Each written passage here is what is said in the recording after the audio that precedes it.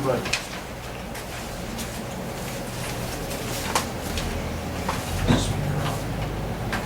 Yeah, I think this is what we read. Is the speaker on? Yeah. There you go. Yeah, you got it.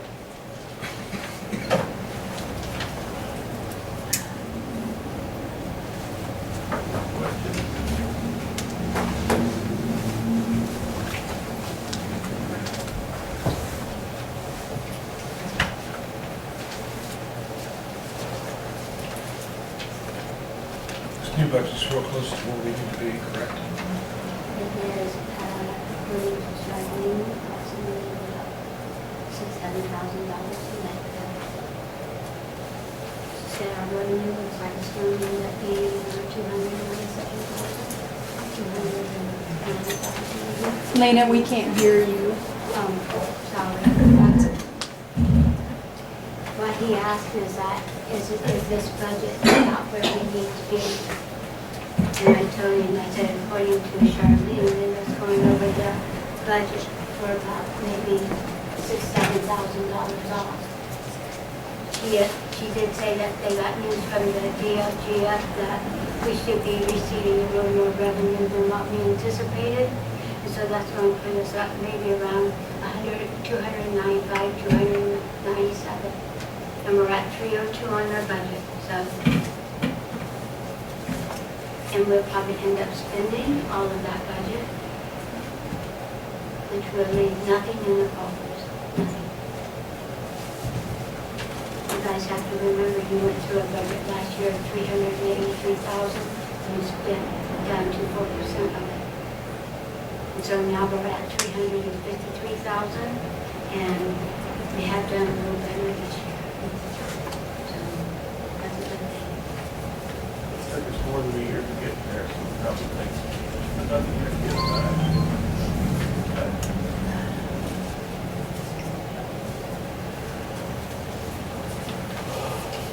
Have we found out anything on the matching grants that we have?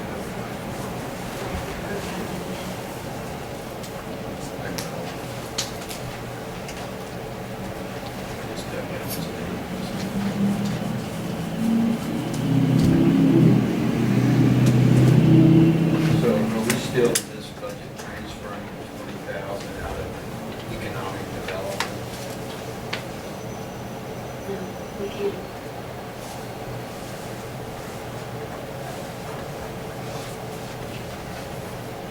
I thought we were more than, I thought we were like still 15.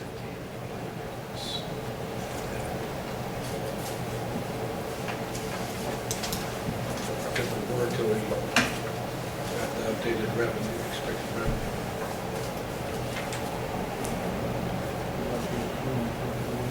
Yeah. And so if you guys want to, try to get it down to the revenue that you actually know of. But I do want to go over something with you that I found yesterday. Matter of fact, today. This is a 2007 budget. And with our levy being the 2008 estimated maximum levy limitations for this unit is $190,000. Our maximum limit this year is $217,000. So in 10 years, all we've raised our revenue and our tax dollars is $2,000 a year. But our expenses has increased drastically.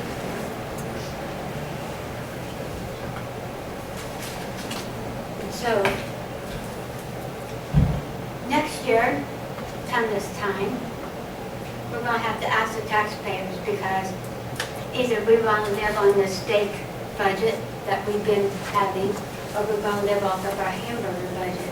But if we don't, one way or another, we're going to have to decide because we will probably have to consider filing an appeal to the levy. Because I just don't think our $290,000 is going to get us there. Can you take But questions? we're going to try. How's our tax rate compared to other municipalities of the same size? We're Like good. Rossville and, are we pretty close? Mhm. Yeah, we're really decent, yeah. I mean, are we decent as in, we're cheaper decent, or we're competitive as far as the tax rate goes? Well, actually, I think what I do is I try to compare ourselves to Battleground, which is a little larger, but not by much. Uh-huh. I think that they might have 1,600, and we're still at 1,450. And so we try to compare it, and we're still right there. Matter of fact, their maximum is only about, I thought it was a couple more thousand than ours. It's not very much. And so, but they did have a big expense because they did do an annexation that cost them an extra $70,000. And the revenue from that is going to bring them a good deal of money. But until then, but we're actually very comparable. It's really not even so much that our levy is so out of hand, is that the spending.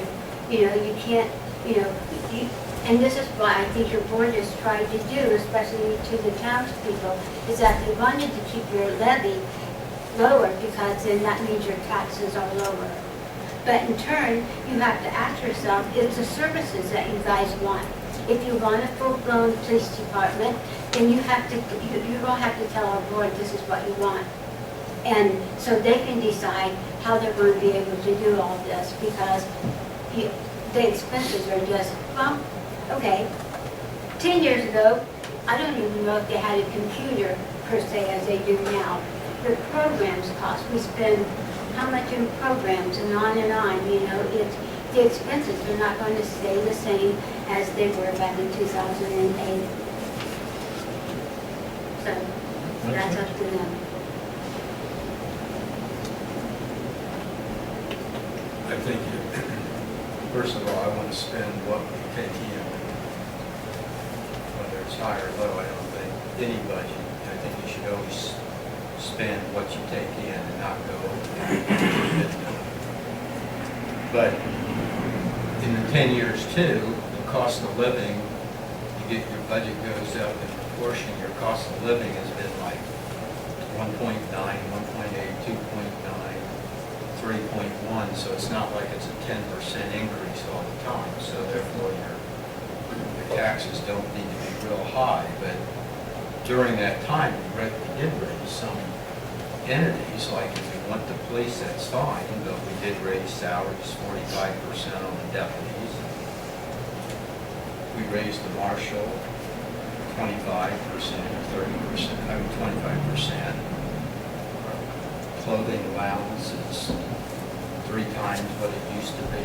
It's not all just because things have gone up. In fact, our insurance is the same after 4 years. But the thing is, we do get somewhat of an increase each year, not a lot, and you just got to decide if you're happy with the alleys we have and the streets we have and things, but don't increase some of them. Like the police, you can't. Or on our salaries, you can't increase them 30% in 1 year when it costs them 1.2%. They're giving you 1.9%. And that's where a lot of this money, I think we could live a lot more frugally, and still have the same quality of life. Can I comment?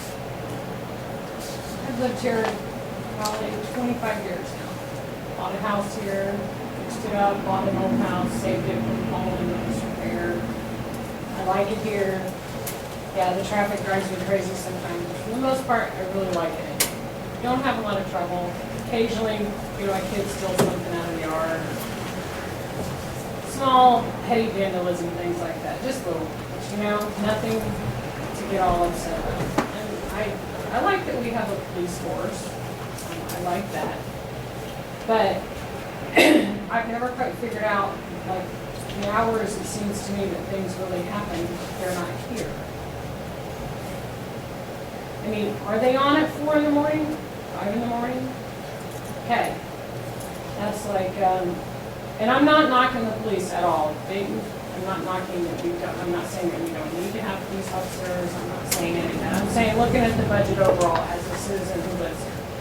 I like having the police presence here, but just like when I brought up a few meetings ago when I was down here to talk to you guys, and I said that, you know, I'd almost gotten bit a couple times in the morning by dogs. And the policeman said, well, those dogs are always leashed. Well, you know, when the police are on, they are always leashed. When people get up at 5 in the morning and their dog's barking and wants to go out, they open the door and they let it out. They don't go out and chain it, you know. And people kind of know that. So I guess what I'm saying is the people that are going to do things like that are going to do it anyway if we don't have a 24-hour police presence. And I really don't think that we need that.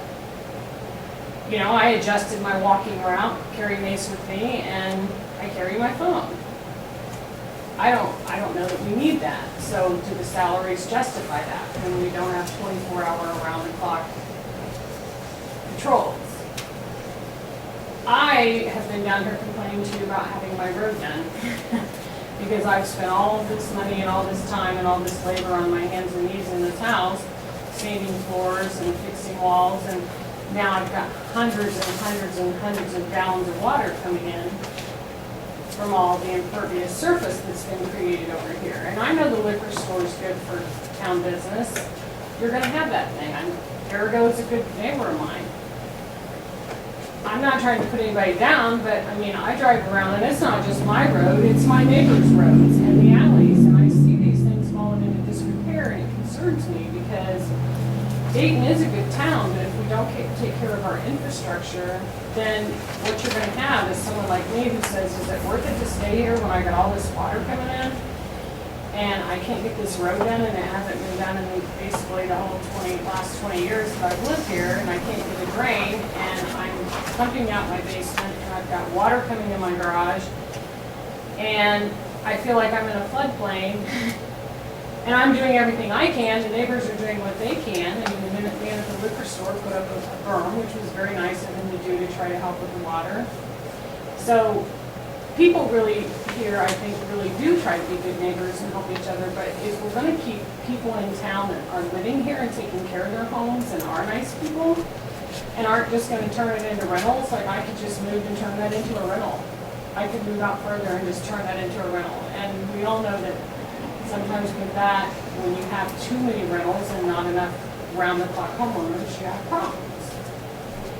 And if we don't take care of our infrastructure and learn to live within our budget, that's what you're gonna end up with. I see more and more homes on this street that have for rent signs on them. And when I moved here, they were all people that lived in them and had lived in them for many, many years. And now I see for rent, so someone has bought them and is renting them, and probably that person doesn't live here in town. Some of them do, but I bet a lot of them don't. So when you look at the budget and you think about the budget, I guess I want you to think about that. If it was your street and it was water coming in your house and it was that kind of thing. What's going to happen if we have a drain collapse on one of these roads that was put in when the WPA put them in, like down the alleys? I mean, where's that money going to come from if we're already overspending what we have, what we don't have? Because, I mean, there may come a point where the state, we're not going to get those grants and we're not going to get that money, and we need to have money set aside. I'm not for paying tons of taxes, but, and I know people live on fixed incomes. I'm certainly not wealthy, you know, my money counts every penny, but I know that in the 20 years I've lived here, I think my taxes have actually gone down from when I first bought the place. And I've done a lot more work to it. It's a much nicer home, but I think my taxes have actually gone down. If we all absorbed a little of that cost, and then on top of that, have, you know, made a little bit of cuts in the budget. I don't think we need to cut the police officers out, but can we adjust monies there and some other places and be a little more frugal instead of just, and think, you know, we got a plan for what's coming down the road? You know, I mean, I'm down here because I want my road done, but I'll be honest with you, I see other roads and I think those poor people are getting flooded out too. You know, they're going to want their road done. You know what I'm saying? There's things that need to be done. we could adjust the hours, the marshal could adjust the hours to cover whatever problem time we have. And as far as Eric over there, it used to just all puddle right behind his place. It did. And then he filled it with gravel so we wouldn't have water in there, so that pushed it off on everybody else. It did, and the gentleman at the liquor store put in a berm, which did help Dave, and I did talk to Dave, and he is currently, I said, I'm still getting water, because we wanted to see what that would do, and he's trying to work with me. And he agreed to try to run a pump when it rains and pump it out into the catch basin on 38 for now, and which is a Band-Aid, but will help me to do that as a neighbor, because he realizes that it is puddling back there. He does have runoff, he moved his guttering for me. So we're trying to work together as neighbors and say, okay, we know, it's got to be fixed. But by the same token, you've got two businesses there taking up like a third of a block with 100% impervious surface. Now on the other side, they put catch basins in. On my side, it's not just me, it's my neighbor all the way over to the alley that's getting it. Everybody's getting it over there. I'm getting it first, but it's not going to be long before, as it's settling the ground, it's going to become a problem for multiple people. And, when you have businesses paying taxes and you've got businesses on that road, plus those tankers that were driving up and down that road for forever did not do that road any favors. They crazed it really badly. It's not me doing it, but I'm doing what I can. As a homeowner, I can't put sandbags along there and have someone run into them and have an accident along the city road, the town's road. What am I supposed to do? And that's what I mean, but that's the kind of stuff where we're gonna start seeing problems like that because that road's just gotten old. It probably should have had a drain put in once those two businesses were put there together. It wasn't done because of either lack of money, lack of planning, or whatever, but I even hate to ask for the money because I know the town. But I can't have that coming to my house. So you see how you're putting that, how that comes back to a homeowner, and the homeowner, you're just like, why bother? Just rent it out and, buy another house and move. I don't want to do that. I got 25 years vested here, and I try to be a good neighbor. FYI, I don't know if you know it, but your Republican Street is one of them that we've applied to the state under this grant program to try to get some matching funds to work on some of these problems. And I knew you guys were doing that, and I appreciate that. I appreciate you listening to me because it is a problem, and we're trying to work around it. But I guess what I'm saying is when I drive through town and I look at the streets, and I not just drive, I walk the city streets in the morning. I walk all back through the neighborhoods. And when you're walking and there's no traffic on them, and it's raining in the morning or whatever, you see these little things like areas that you go, okay, that might be okay right now, but in another year or two, we're gonna have problems there. Nearly every street in Dayton was resurfaced. If Lanny was here, he could tell me, but I believe it was in They were the resurfaced. mid-90s. And it's a, asphalt resurfacing, it's about a 20-year Fixed. life.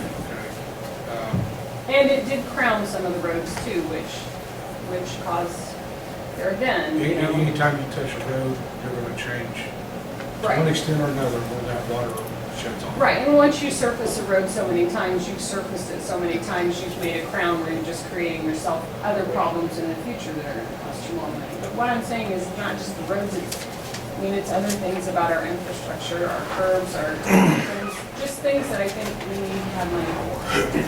And so roads supposed to. Which road was supposed to be done? Next year. I don't have the Pfizer rating on that, but it was about a 4 or 5. So there's a couple of other, back in Bocce and Turkey Run, of course, those are ahead for as far as need goes. But when we applied for that grant, we put them all together. Yes. If we get the money from the grant, we should have enough to do back on Turkey Run, Turkey Run. Bocce. Yeah, can't be tough. So you think you will have money to do it, right? But Well, State of Indiana has a matching grant program Right. going on now. We've applied for that. We're supposed to find out in September. Okay. So that's kind of where we're at right now. Part of this budget deal, we don't want to cut those budget items if we're getting matching grant money. No, I to balance understand our that, right. budgets, and then I guess that's what I'm saying, I don't think those are the places that you need to go, right? At least not right now, not at this historical point in Dayton. I think some of the road issues have been. You know, our budget's like anybody's household budget. You know, it's that fine line. You know, do you take money out of gasoline, you take it out Right. of food, you know, what you Right, need both, which do you not need as much. When we cut the other night, the other day, did we cut anything out? I don't know. We did, at an earlier meeting.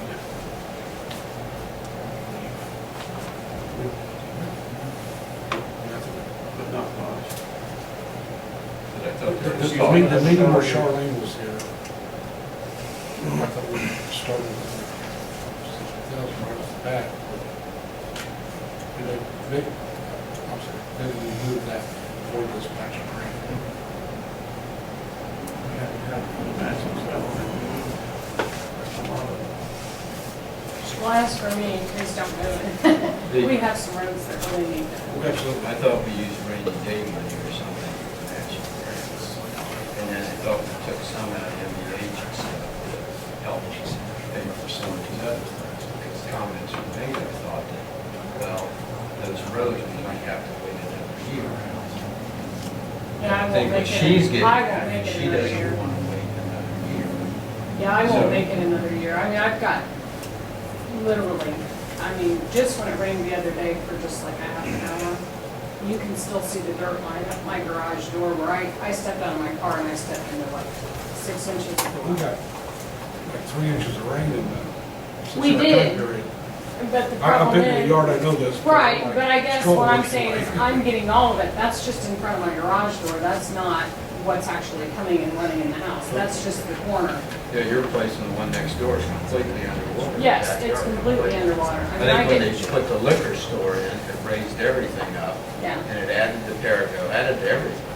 Yeah, I mean, I'm not kidding you when I tell you it will literally, I get a rush of water that will, you can almost feel it move you off your feet when you're walking. She'd asked me once when they were gonna do it originally, she had me over at her house, and I said after one meeting there before this budget stuff, we'll probably do it one of the first streets we put in there, it'd be next year. Then she called me yesterday or day before asking about any more news, and I said, well, with this budget stuff and everything, I'm not sure, it might be shown to the next year. Yeah, I think that's why you're here. I literally have a bathtub. I mean, Ron saw it. You could literally swim in it. I mean, a child could drown in it. And so the question is, do you fix some of that, or do you take it out of like MDH and delay that, doing the road for another year? But the thing is, fixing the road is not gonna fix the drainage problem, so we could add to it, fix the road. We have a drainage problem we have to fix. Well, we're doing the stormwater with it, but that's what we're letting We us gotta do. fix the drains. Yes, that's what I'm wanting, is a drain on that road. I don't care if it's a street drain or what. I mean, resurfacing the road is not gonna fix that problem. No, they're doing them, the grant says we can get this, use the grant for the stormwater. We do them both together, and they do that, we don't even have BFS do a plan or anything yet. Isn't there thousands of dollars in the stormwater fund that we haven't Right. used, that everybody pays That's what I'm $5 a saying. month? I mean, why are we not using that? Right. Why are we crying wolf, and there's money in the stormwater fund, and we're not even using it? And we're out there crying wolf, saying we don't have money to fix the street. Trying to tie the grant in with the project. To get the extra money. Absolutely. Because it is gonna cost more to do it. I understand. So you get it done for half the cost. Yes, so- The other side of that is, I don't understand, is that if, Ron, you're right, if the grant falls through and stuff, then, well, yeah, and- certainly we look at the Right. stormwater. but there's an obligation to Mr. Faribault and the liquor store. When they had that stuff put in, they had to have a stormwater survey done by our engineer here in the town. Now, if something didn't go right, and it's, apparently the engineer said it wasn't gonna flood anybody, right? So somebody is liable, not the town. The people that built the building is liable to get that water out of there, not the town. I mean, I'd be going back to the engineer and saying, why didn't we find this? And That's what's supposed to happen when you make these people pay all this stormwater money, and then you end up with a flood afterwards. It makes no sense to me. So why aren't we going back and asking questions? We should ask, we should go back on, make these people honor their agreements and stuff. Yeah. But Ms. Shockey, didn't you say that this did not happen until Mr. Perigo put the Well, gravel in? has gotten worse. Perigo put the gravel down, I was getting some water, and it wasn't that bad. And I think I told you that before, that I had some flagstones up to my flagstone patio, and I had noticed that area had started to sink and fill with water and ice up, and we were getting a lot of water there, and my husband fell a couple times on that. We literally had to mark it off in the winter and tell people not to walk. I assumed that because of that crazing on the road, et cetera, long story short, that water had started to puddle there and created a low spot. So I had that taken out, had the dirt leveled up, and had a sidewalk put there to allow the water to run off. Then, once the liquor store was built, I kept getting more and more water, and I ran gutters and did lots of other things, thinking, okay, why am I suddenly getting all this water? And it just started coming in delusions. I mean, I've done everything on my property thinking, that it was something on my property. And then I actually got out there in the rain one day with a camera and took pictures, and you can just see it coming across the back of those two lots. And I have the photographs, and it's just like a flood.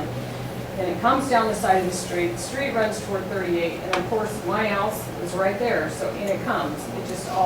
It uses my house as a drain. It doesn't make it out to 38. So it's kind of been getting worse and worse, and of course as the road has sunk there from all this, and now we have big check holes and everything in it, that has made it even worse. So it's I guess what I'm saying is it's incrementally getting worse the last 4 or 5 years, yeah. So, and I talked to him about the gravel, and he has tried to make some adjustments as well. But then again, he started getting water off the liquor store that he wasn't happy about. So who do you blame?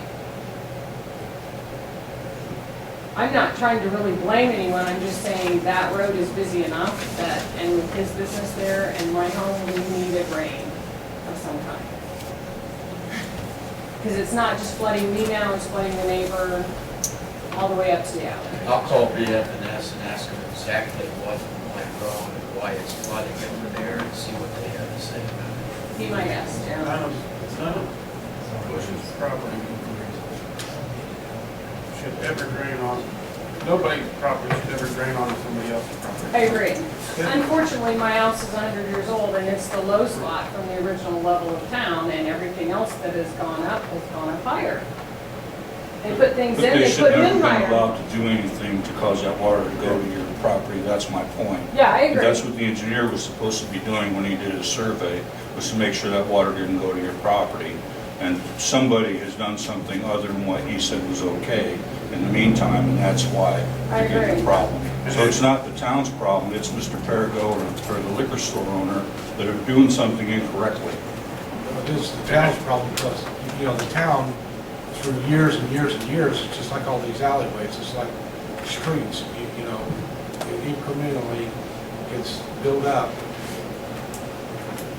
We paved alleys. Okay? Yeah, but when we There pave was no things, gravel we typically removed. take 1 inch or 2 inches off, so I don't buy that. Ron, I fought with those guys when they were paving. You forget I did streets for 10 years here. That's up next to her neighbor, they did not scrape off 1 inch. No, they didn't. I had to haul dirt in there to bring my yard up to that alleyway.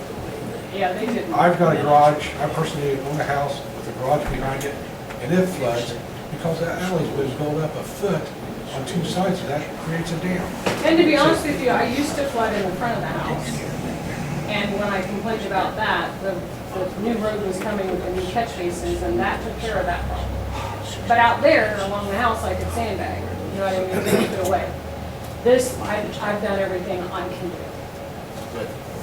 But I think Ron's was, I understand his point, yeah, we've got 2 businesses there and over now. there, the alley where it was built up, and if it was built up, it should stop the water. But when the liquor store was put in, I think it was put in its high, as you can see how high it is compared to. I think it was just put in unduly high, and there wasn't a lot of thought about the neighbors at the time. Well, and at the alley between me, next to my neighbor on the other side, it does stop the water, but what you then have is his backyard is a pond. I mean, it literally, a pond, you can't see the grass. I mean, it's above, above the grass. These are just streets. Which then fills up my yard, my basement, everything, because it has nowhere to go. Engineering was not supposed to design that way. It's an area plan, it's supposed to be. We're not compliant with our own ordinance. To make sure it's not. So, somewhere, somebody wasn't doing their job. Something didn't go right, and I don't want to tie up the whole meeting. My point is, if the road has to be done, I'm asking for a drain to be put in it. And I know the road needs to be done, and I know we need to cut money. I'm just saying, if we need to cut money, I don't think those are the places we need to cut it. On the roads and things that need to be done to keep our town and our streets safe to drive on and safe for kids to play on, because in the winter, it's just an ice dam over there. I keep thinking somebody's gonna hit somebody on that road, because it's solid ice across there, but I mean, We have a plan of streets that are ranked. It's tricky one, rather than watching, that's number one, but they're just in rough shape. They're not having a flooding problem. So there's no reason why we can't move this area to number one and resurface Kobachi and Turkey Run afterwards. that would be. Because they don't have a flooding problem, theirs is just in bad shape. Yeah, that would be And it's in that grant plan, so. But, yeah, I mean, I like having the police, but if we have to live within our budget, we do, and we do have a lot of elderly people that live here that live on a fixed income. If taxes have to go up, they have to go up, but I don't think we need to wait 10 years and then try to jump them up 10%. I'm done, I'm sorry. Okay. You've been waiting. Scott Swick, 216 Barrett. I have a comment and a question. The comment I'd like to make when we talk about a police force in a small town, to me, it's quality of life type issues. 3 in the morning, if your neighbors are in a domestic or there's a burglar in your house, you call 911, 911, the sheriff's department are going to get here as quick as they can. The issue to me with why our police department is important is because as a homeowner, I want to keep my property value as high as possible. And the town wants the property value as high as possible. When you have town ordinances, the sheriff's department can't enforce those type of things. I rent a house in my neighborhood, the Marshall and the Springs are there a few times because the grass is high. That's something that the county sheriff's department can do anything about. I know this is on the books yet, but the marshal's working on a fireworks ordinance. Yesterday afternoon, I'm trying to watch a Colts game. Nice afternoon, I have a neighbor lighting off fireworks. Say that ordinance was in place, and I called the sheriff's department. Well, they can do it. They cannot enforce a Dayton town ordinance. So to me, when I think about the need for a police department cutting them back, if I see a lot of times on the Facebook page, people complaining about speeding. I just tell you, call the sheriff's department and say we do some extra patrol for speeding vehicles. Unless that county deputy has a tie to this town, I'm not gonna come out here and do it. Where the marshal and his deputies, they're gonna make this a priority, so just keep that in mind. The second thing is the question I wanna ask, and I know it won't help for this budget cycle or even the next few years, but looking down the road when we talk about raising revenues, it's taxation or expanding the city limits. Last year, there was a proposal about the subdivision and the type of homes we're going in there and the type of tax base that could or couldn't bring. My question is, what happened to that? Because all of a sudden, this got quiet. The developer pull out. So that's my question. What happened? Last I heard is the developer got cancer. He's been pretty sick in the hospital. But I haven't heard anything else besides him being sick. So it's just, we think the developers just lost contact with us? Or, I mean, it seems like no one knows. That's just my question. Do we know why we haven't heard anything? I had a meeting with the guy that,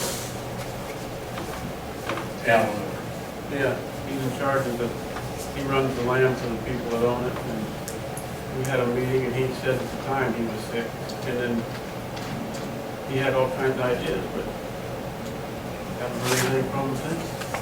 Thank you. Well, I think once the council voted for half-acre lots, he pulled out because he couldn't afford it. That was to shoot myself in the foot in the regard. It was just a discussion. I remember voting on that. Yeah, you weren't here, the other four did. Oh, Well, I Al, don't think there's any voted, there wasn't any voted. I think you might go back and look at the minutes, because there was. The discussion of it. we came up, we had the public in the town, came up with 2,500 square foot lots, and houses, acre lots and stuff like It was that. funded a lot. Yeah, we actually, I'm pretty sure we voted on I it. don't remember asking for 1 acre lots, but But you weren't. I think it was a workshop. That's because you weren't here. that's right. But that's not Ron. I talked to Eleanor since then, and he actually said that Steve Connors is thinking about that, but also that he didn't know he could make enough money on the half-acre lots, but he had some serious medical problems, and he also knows you gotta do an annexation a year ahead, it takes a year, so that it had to be in by March the 1st, I think, so it's already past that, it's too late to do it. So he's probably waiting until next year. Well, I didn't see the council making any active moves to draw him in either, and I really think that, you know, you guys are talking about budget, you really need to think about getting some revenue, and there's been several opportunities, and everybody has always just shot themselves in the foot over it.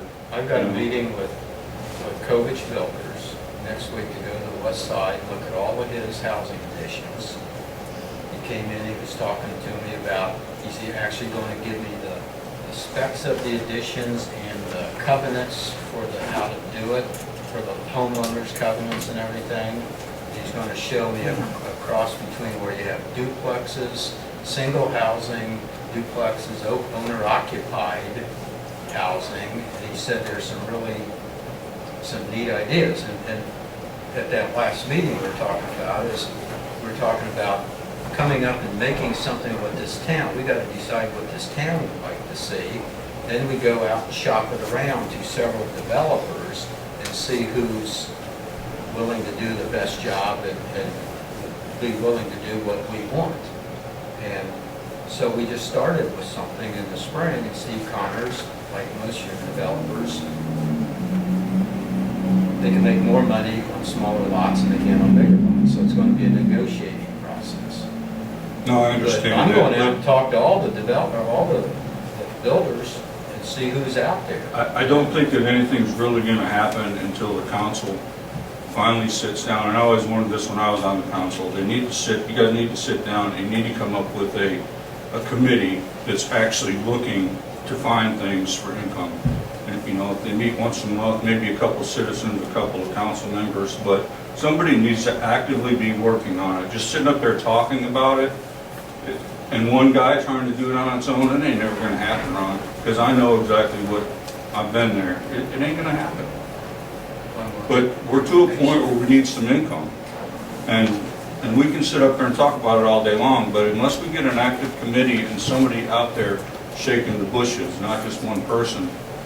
Well, that's okay, that's fine. If anybody wants to come out and shake the bushes also, I'm just saying, start it there, but, you know, it's hard to get, you're talking about homeowners to help do this, or the council to do it, a committee, or, you know, I think the council needs to find a direction, and they need to step up and say, I mean, this is something that you guys need to decide, but there needs to be a committee that you guys need to decide what you want to do in a committee going forward, doing it, not just up there talking about it. You know? Well, I'm not, Ron, last meeting, I said. No, I'm not saying anything we're against going you, out- Ron. I'm not looking for you to defend anything. I'm just saying that we need to take action. There needs to be a committee, and the committee needs to take action. We are. Instead of, We are starting. well, okay, in a couple of months, I'm gonna ask you the same question. Okay. Because And I'll you, have an answer for you. because it isn't gonna happen. Well, I It think hasn't it- happened, Yes. and every time it does happen, you guys decide a reason why you don't want it. You know, that was a great development out there. And if you would have just pushed forward with it, but The two people that lived closest to it didn't want it, so they voted in half-acre lots. When, well, the whole. And, you know, you Four of guys us- work for us, not your personal The interests. four people on the board voted for the acre lots over here at the meeting with the townspeople that were out there. We did ask, I asked Steve Connors, we asked him what kind of housing he was building. He never came up with pictures, he never came up with the additions. He sent John Swick and I over to look at 3 of them, and then he said, no, that's not what I'm building. He changed his mind about every week on who was building them and how many, so it's not just. I never voted for half-acre lots. I think there's Your a age mutual vote. Can we say something? Just Yeah, I was on the board as for- Okay, a work session, we decided, okay. just as an FYI from the town, can I just say something? Since I moved out here, just quickly, I know a lot of realtors because I work downtown and I work for the county. This has become a desirable area. It really has. I have realtors all the time tell me that if you live out here and you have at least a 2 to 3 bedroom, 2 bath house, you can get maximum money for it because the hospitals and everything have moved so close to us. It's a great area. I mean, it's much better than it was when I moved here and you had to go all the way into County, and it seemed great because Payless was right there, but now everything, is right there, and the hospitals are out there. So we do have marketability. Just to let you know that, I mean, there's property around here and it is marketable because a lot of people want to live out east. I get cards all the time in the mail, do you want me to sell your house? And there is a shortage of buildable subdivision lots. Correct. In county. Yes, there is. You guys had an open door session, and so at that meeting, you guys discussed it, it was open door. So somebody said, well, you can take a vote, it's open door, and you guys voted. Well, if we want to have a nice police force and you want quality of life, that gentleman that stood up and that sort of thing, and you want to pay for all that, we may have to sacrifice the $1,450 that we have and become $2,000 or $2,500. Well, but if you build a lot of small houses, what you're gonna get is a lot of renters, True, and that's not what we're looking for. I either. agree, and I'm not If saying you've got- that if they. This big guy was lot, they've willing got to build- invest in it, then This they're guy not was gonna willing to pay. build Right, and I'm not saying that, what I'm $300,000 saying house. is what the realtor told me, who happened to have sold a couple houses, she told me that 2 to 3 bedroom homes with at least 2 baths, single family homes on a, not crammed together, were Right. really what was selling hot, especially out this way. Right, but he was looking to build small No. small lots. No, he wasn't. No, he wasn't. Okay, I sat through all the meetings, just like you did, pal. He wasn't. Okay. No, I was on the council, pal. Okay, He was gonna build $300,000 homes, and they were not small lots. They well, were- but then he also said he wasn't gonna build them all, he was gonna let other people just buy the lots. If I remember correctly, he wasn't guaranteeing he was gonna build all the No, homes. that's where we were gonna make, he had to He just walked right guarantee up everything else. 4,500 square foot single and 3,500 square foot two-story before he could build anything. So it didn't matter who was building it. Those were the guidelines they'd have to go by. But we were telling him to go 2,500, 3,500 to get a quality of house out here that would be marketable and not rentable, like Right. a third of the houses in town. And Correct. the lots, when you say is a large lot, your large lot, what would the size of those lots be? They were, They're right up there, Mike. They're 3 houses per acre practically. They're less than, some of them are 10,000 square they're foot, not 11,000. 3,000 per acre. Figured he gave us The most 2.5. They're Yes. 2 1/4, 2.5 per acre. Well, count them up and take out the Pretty roads. close to a half acre Yeah, lot. take out the road.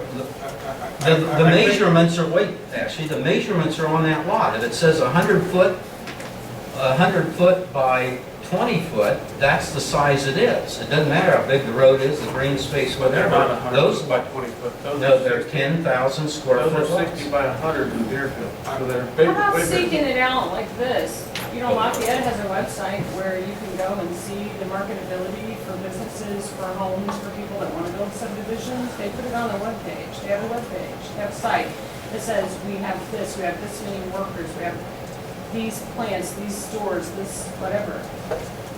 Dayton's close to hospitals, we're close to the mall, we're close to shopping, but we're a quiet town, we're a bedroom community for Lafayette. Why don't we try to market it that way and see what we get for bites? If you put it out there and someone's looking, they will find it. Well, really, the committee needs to come to a decision, or the council needs to come to a decision on what they're going to accept from a housing development. Once they do that, then you'll have developers come, but until you guys decide, and that's my whole point, until you decide what you're gonna accept, nobody's gonna come out here, you know? There's 100 acres out here that could be, you know, hotels that they're building up on exit 172. We could have had some here if we'd have had somebody out there shaking the bushes. I mean, talking water revenue and everything else. So, you know, and I'm at fault as much as you guys are. We didn't do a whole lot of that before, but I think we're to a point now where we really need to look at that. Well, we really, the council needs to make the guidelines first of what do you want to see for the town? Because, you know, Ron has his own idea, Ashley has his, Ty has his, but what is the actual town one, period? That's why we called a public open meeting to have the town residents here, so we decided from that meeting what the criteria was. It wasn't what one person, just one person wanted. It was from the townspeople and this board. Well, I was here and I didn't vote on no acre-and-a-half lots, so it wasn't the townspeople. Well, they were here. Let's get back to the budget, then we can discuss this directly. My name is Mike Davis, live at 788 South Street. I just want to try to understand this here. I'm looking at the county website right now, and my taxes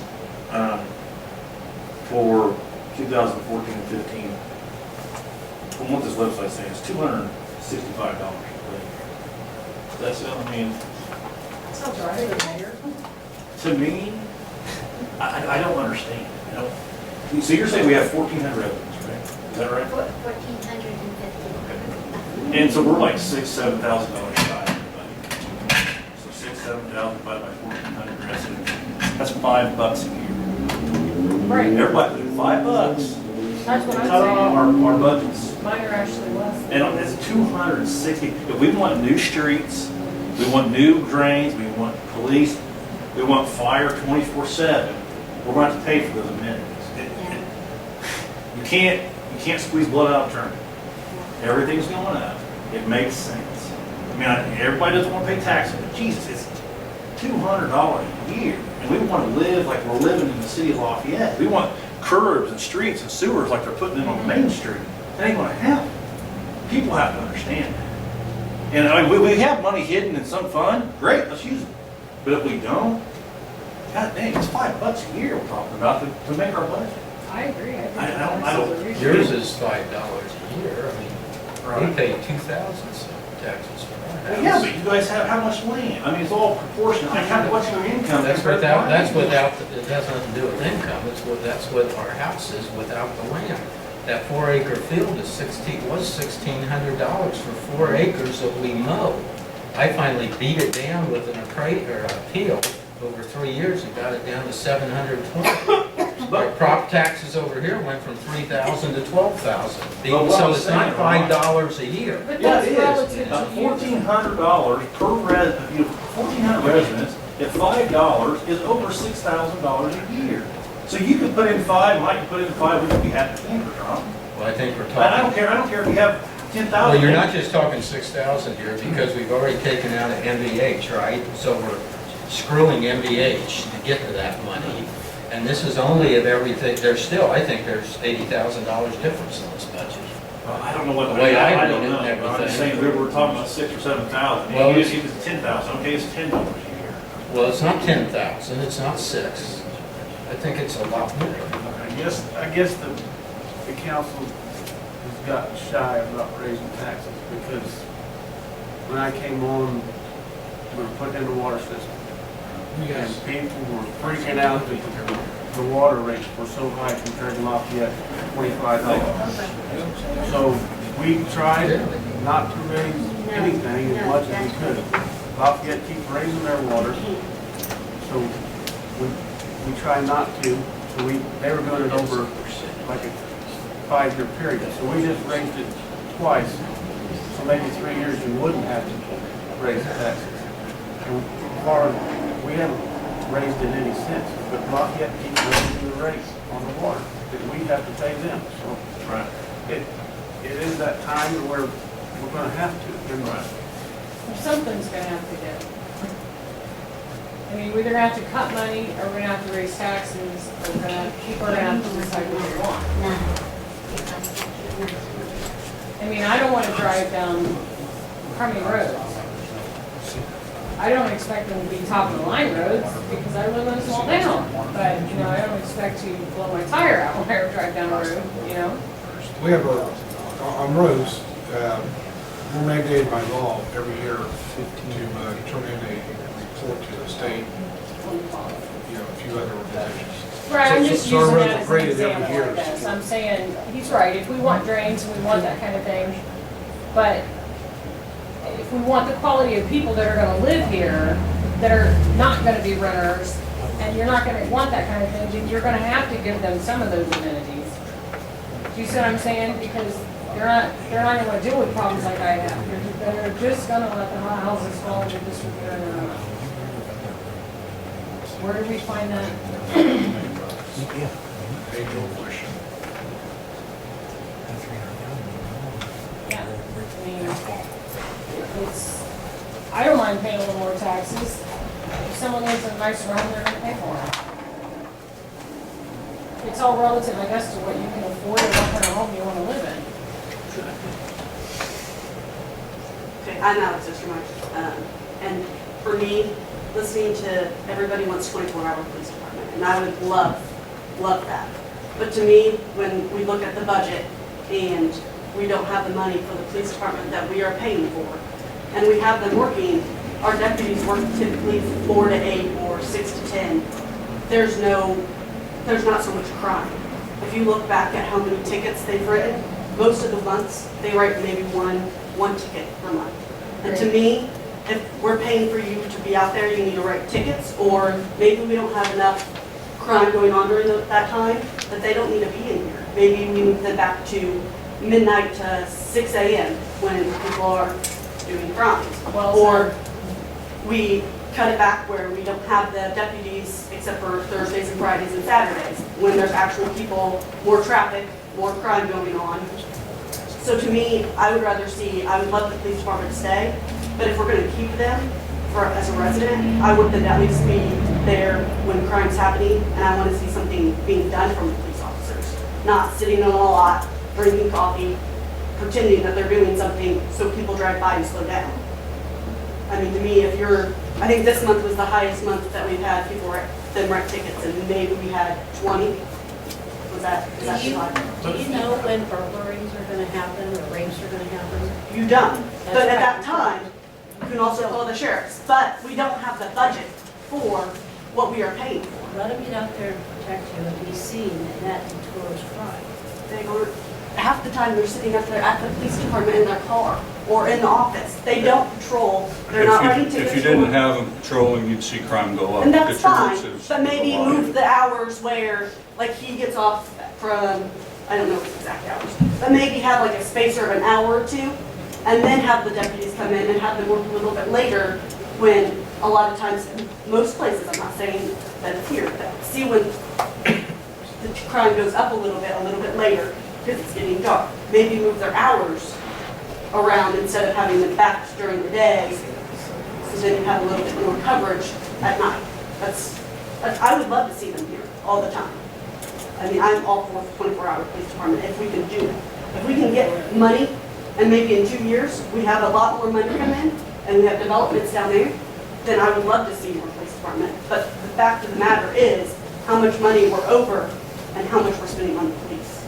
Does that make sense? I'm trying to. I understand what you're saying, but it's that short time they're out there is the reason you only have one ticket, or you don't have the crime at those times. I mean, the criminals aren't as dumb as they make out on TV. They're gonna Right, watch I know. when the cops are. So- Right. But they also know when they're not here. Right. So when And they that's the see, thing when is, I if they think- drive down the street and they see a cop car, they're Right. gonna slow down. Well, maybe what If we you can don't see do one, you're is, gonna speed up. It's just- True, it's- but- instead of having like 4 to 8 every day, or 8 to 10 or whatever, 6 to 10, I mean, maybe we have them blocked off at different times, if that makes sense. Like, have maybe one come in 4 to 8 one day. Have the next day, somebody come in at a different time, so people don't know when they're gonna be here. So then you have a little bit more space, if like have somebody come in a little bit later, when we know nobody's gonna be covering. So then they know that you never really know when to expect a police officer. So if you kind of move them around instead of having set shifts every week, then you have a little bit more. I just want to see them covered more with hours we have if we're going to keep those hours. Kind of cover it so that there's not open shifts all the time. Hey, Alex, I don't want to interrupt you, but I just want to say one thing. It's really important for you to understand that we have a marshal that we pay really good money to. I know. And he watches our statistics, and he moves those guys around where he needs them. And they're not there 24 hours. Right. They're Oh, I know. there a lot less. And if we cut anything less than what we have, you're going to see crime go up. But this guy does an outstanding Oh, I know job he does. of making sure that he's got people when he needs them. So, I mean, I appreciate what you're trying to say, but please don't take anything away from what this guy's Oh, already doing for us. I know what he does. I know he's very good at what he does. Marshall Taylor, is your activity report confidential or is it? I post an activity report every month on Facebook, so Okay. it's out there. They get the cover sheet. Okay. A little bit of education. We don't advertise what the police department work, what hours we work, and the reason for that is we don't cover 24/7. At the beginning of this year, last year, 2017, we were covering 16 hours a day, 8s on the weekends.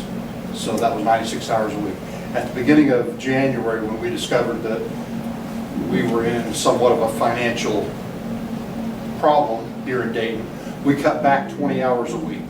So now we're working 56 hours a week, and we projected that that would save another $26,000 a year. So we're working 12 hours Monday through Friday and 8s on the weekends. How I determine on the hours that we work, I appreciate your comments on, but a lot of people have that misconception that late at night is when the boogeymen come out. Late at night's not when the boogeymen's out, it's when you go to work. Now, the majority of us work days. The majority of all the people who work day shift. And that's where your home is going to get robbed. They're going to do a daytime burglary. They're going to come up, knock, see if anybody's home. If somebody is, hey, I lost my dog. If I don't, I'm going to bash in your door. I'm going to come in and take what I want to take. Okay, we've had it here in Dayton. We're not exempt from anywhere else. We are pretty fortunate that all the crooks have been hitting outlying areas, and you can ask the sheriff's department, all the nice subdivisions around the rural areas. The crooks have went out there and they get bombarded. They run from call to call to call, going for break-ins and house alarms going off.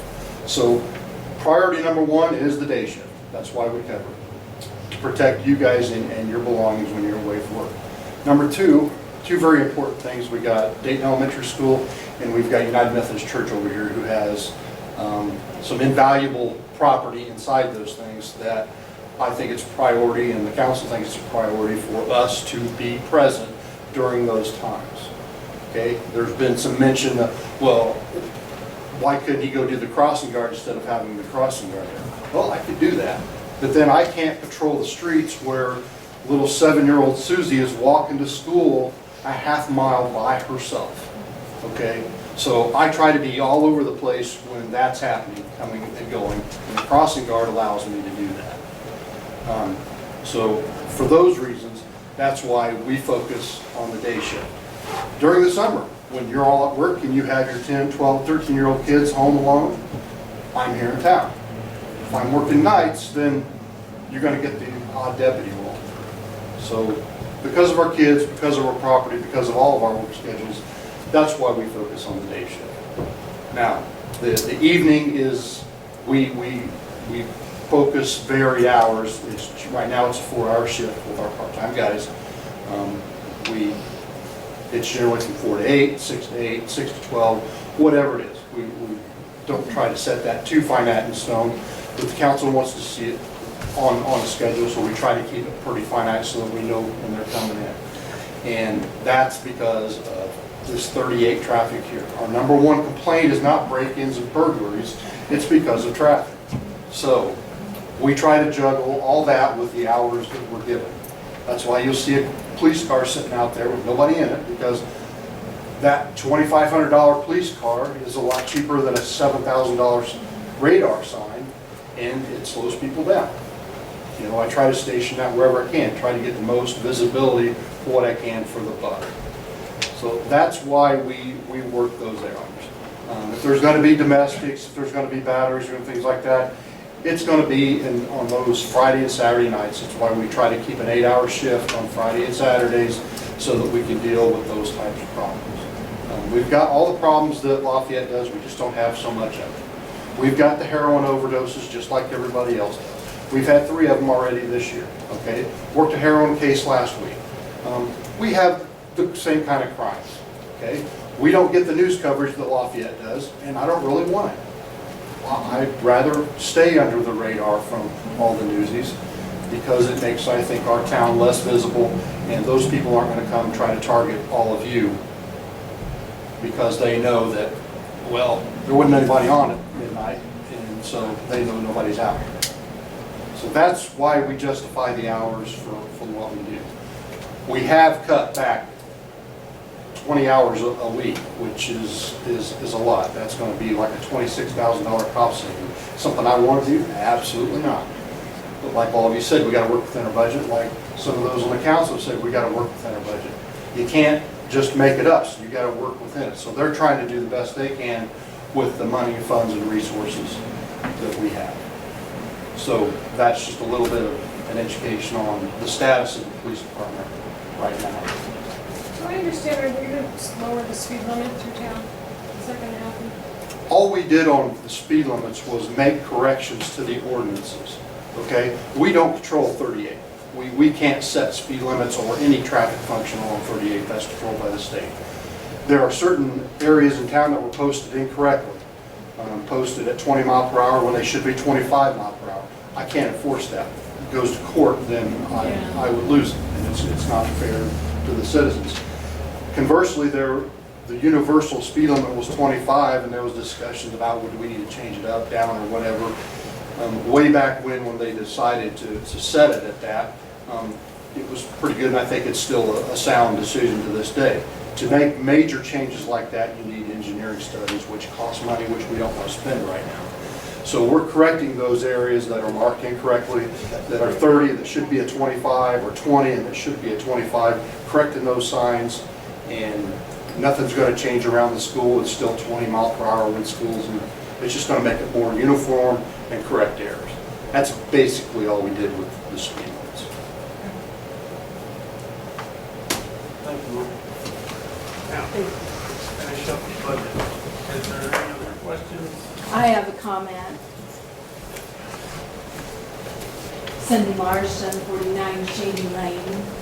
And thanks for the budget estimates, Lena. And these nice forms that she did, Budget Form 1, Budget Form 2, and Budget Form 3, show the town's revenues and our anticipated expenditures next year. And the revenues, by my math, add up to $440,000 plus odd change. But the expenditures, 536. Is that right, Lena? The two added together, the revenues from property taxes plus the miscellaneous revenues we get from the county option and tent taxes and the cigarette taxes and all the miscellaneous taxes we get, the wheel surcharges and all that. So we've got a significant gap there between what our revenues are and what our expenditures are, about $90,000. And this is after you guys have already very nicely cut, what, $50,000 or $60,000. And I heard Charlene recommend that you cut 70 to 80. Now you've gotten part of it done. I mean, I realize Rome's not built in a day, and we've got to gradually work this to where we can live within our means, but I don't think you're done yet. And personally, I'd like to see you cut the extra 20 that Charlene recommended that you do. And then next year, there will still be more to do. Because we're still, I mean, we don't have unlimited money just sitting there to supplement what our revenues are. I mean, if we have $90,000 short this year, that $90,000 has to come from funds that we have left over from previous years that are in, capital project funds and different funds. Correct me, Elena, please, if I'm wrong on anything. Well, what you're taking is an estimated revenue. They are And we only- estimated. And we only estimate them at 90% and hope we get 110%. And I did Okay? see that one of the estimated, and I think you already alluded to this, one of the estimated, which I remember maybe the lit, we're going to get like $7,000 more when I went to the DGLF Yes, yes, that was the website estimate. than what Right. we were supposed to get. So that's good, but there's still an enormous gap that we're just not there yet. Right. But the only enormous gap though is actually coming from your 302.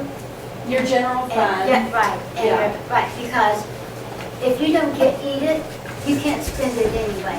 And you can't spend and eat it for Right. your general fund. Right, and if you don't get CCI, you can't spend it anyway. If you don't get CCD, you can't spend it anyway. But this general is what you're asking for in the 302, you will receive. And that comes from the tax That dollars. comes from the property taxes, but you guys at the other meetings were shifting things around to be paid from other funds in order to get them out of the general fund. So there you're depleting those funds too. But So but if you look at the whole big picture, the whole big pie, I mean, regardless of which fund it is, we need to do some cutting. I'm just saying.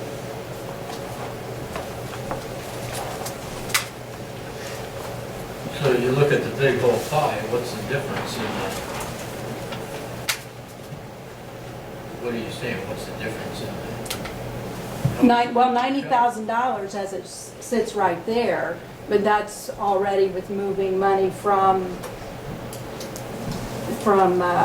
MVH into general fund. Well, And- let me explain this a little bit, Cindy, okay? Without the fund, you must have an expenditure, because without an expenditure, then the DGLS will ask you, why do you want this fund? Or they'll ask you to eliminate it. And so when you're talking about these other revenues here, okay, that we're going to get, like I tried to explain, they're already tax dollars collected. Okay, you paid it at the DMV, you paid it at the pumps, you paid it at the, and so that's money that comes from the well, now they call it the lit. And so that money's going to trickle down anyway. It might not trickle down as much, or it might trickle down as, more. But it's not money that we have to count on as our private property tax to make a budget for it, or to know that we have to pay the police out of this part. We have to pay for our personal services, our wages for the deputies, our wages for the laborers, our FICA, our PERF, then that's the money that comes out of our tax revenue that we get out of the levy. The other 227, okay, that's tax dollars that we would receive anyway. So what we need to be worried about is the general. We need to be worried about the general and the MVH because that's where the levy's coming from. But Cindy still has a point because I think it's fair that our taxpayers know the possibility of us being broke in 2018. And then we won't have we will not have a police department, we will have nothing because we will not be able to afford to pay them. So either we find revenue or we increase the levy. We certainly cut other places before we got to that point. Right. Turn away from the town office, we not have a police department. No, I'm not gonna let you do that. I'm not gonna let you cut anywhere else, no. I'll fight tooth and nail on that. We have to have money to run our town. We have to. Yeah, that's true. Any other discussion?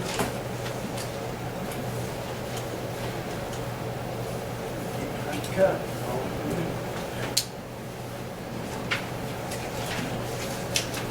Executive meetings. I make a motion, we adjourn the executive meeting, open door, public budget meeting. Second. Motion second, all in favor, signify by saying aye. Aye. Opposed, same sign. Carried. Dayton Utility Board meeting is now in session.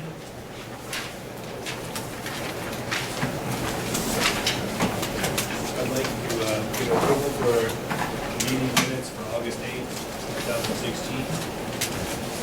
Approve the meeting minutes from August 8th, 2016. Second.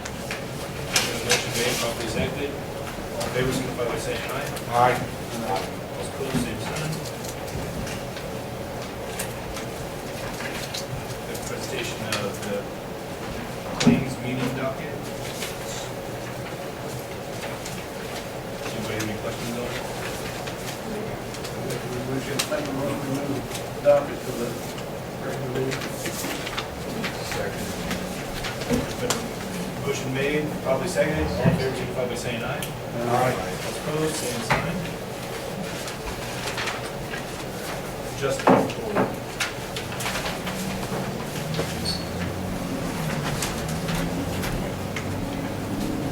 So we had a couple on here, for Mr. Hackney and Mrs. Hackney, we had the wrong reading for them, so the adjustment was just to put in the correct reading.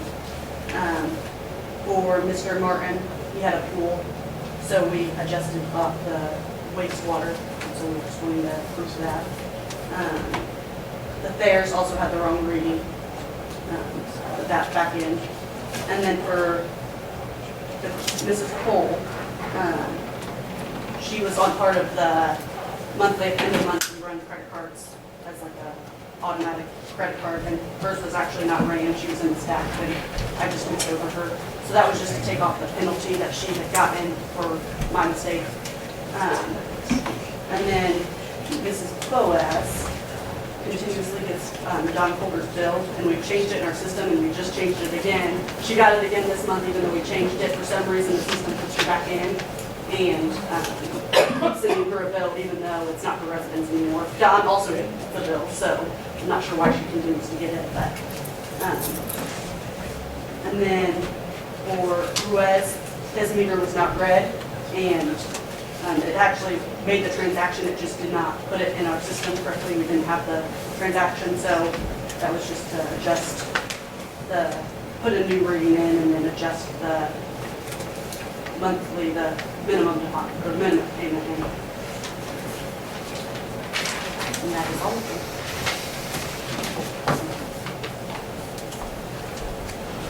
Make a motion, we approve the adjustment report. Second. Been a motion made, probably second. All in favor, signify by saying aye. Aye. Opposed, same sign.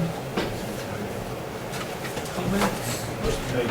Comments from the residents on utilities. Clerk Fisher report. Joe, do you have anything? Anyone over business?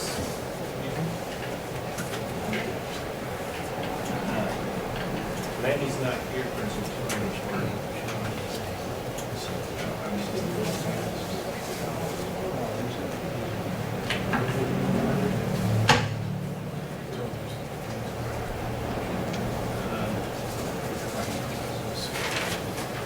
Reports of the council members.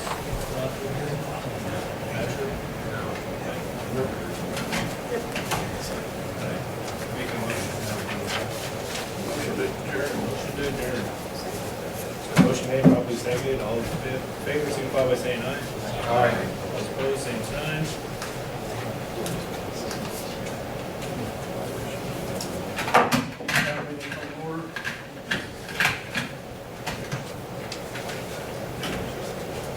Approval of minutes for August 8th and August 27th. Make a motion, we approve the meetings minutes for August 8th and August 27th.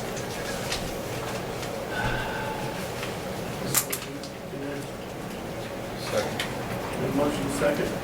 August 8th and August 27th budget meeting minutes, all in favor, signify by saying aye. Aye. Opposed, same sign. Motion carried. Town meeting minutes for August 8th. Motion to approve the town board meeting minutes for August 8th. Second motion. Motion is second. Town board meeting minutes for August 8th, all in favor, signify by saying aye. Aye. Opposed, same sign. Claims. Any questions on the claims?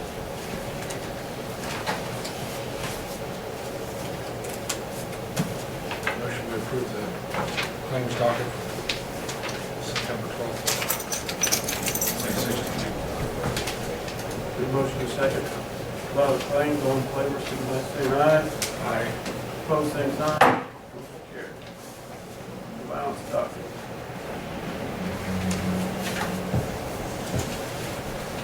Questions on that? I make a motion to approve the allowance docket for the month of August 2016. Second motion. Motion is second, all in favor, signify by saying aye. Aye. Opposed, same sign. Motion carried. Google Bank reconciliation. Did we approve that last month? Ain't got one every month.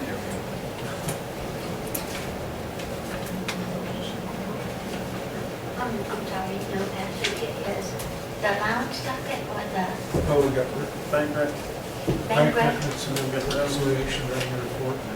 Right. According to the new internal control laws, okay, you guys have to approve it every month. Every single one. Yeah, Oh, okay. sorry, yeah. Make a motion that we approve the bank reconciliation report for the month of July 2016. Second motion. and motion is second, all in favor, signify by saying aye. Aye. Opposed, same sign. Motion carried. Approval. No, that's fine. That's good.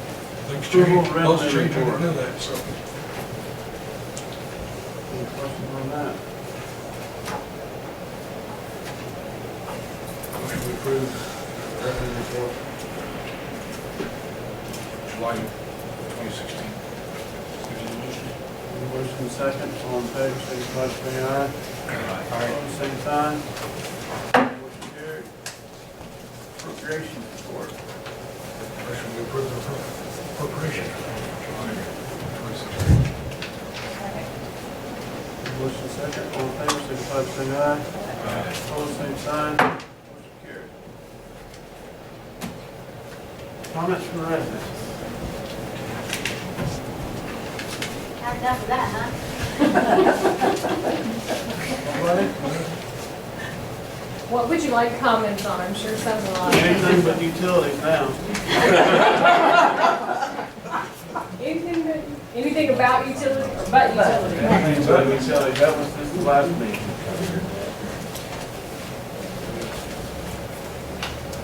Clerk treasurer's report. Well, I can say I don't look forward to your guys' job. I understand trying to find money and cut money. It's not easy. And try to keep as many people as possible happy. It doesn't, you're not gonna make everybody happy. You have to kind of address what's most important at the time. That was the first time I ever heard, go ahead, raise them $5. That was somebody throwing a fit. That's the first Well, time I I've mean, heard that. I Put a was jar being out there. truthful when I said, really, my taxes have gone down. I mean, yes, if you own a lot more property and you own a bigger home, it's You going gotta to be expect that. incrementally a little bit more for that person, but generally most people can afford a little more. You know, I mean, not everybody buys relative to what their income is. But my taxes are less than what they were actually when I bought my home, so I'm not complaining about the taxes. Not for me. I'm just saying, we want to keep our nice little town, which is why I moved out here, because it is such a cute, nice little town, and I like it, you know, and even if the kids get up to a little trouble once in a while or whatever, that's I'll tell you like taxes, Ron, we have to.